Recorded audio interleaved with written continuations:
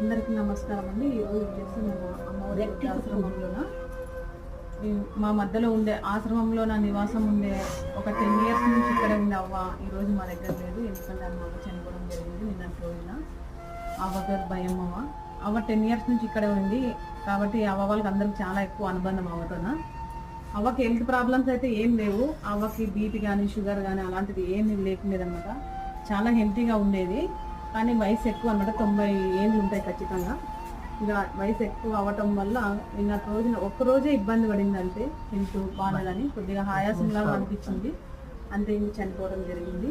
కాబట్టి ఈరోజు 10 years నుంచి మా దగ్గరే ఉండి ఈ రోజు లేకున్నందుకు అవ్వ వాళ్ళందరూ చాలా బాధపడుతున్నారు. ఇంకా మేము అవ్వకి హెల్త్ బాగాలేకున్నప్పుడు ఇంకా వాళ్ళ కొడుకు ఫోన్ చేసి ఆయన వచ్చి తీసుకెళ్ళిపోయినారు. వాళ్ళ ఊర్లోనే చనిపోయినారు, అప్పుడే సమాధి జరిగింది. కాబట్టి మేమైతే అది వీడియో అయితే ఏం తీయలేదు.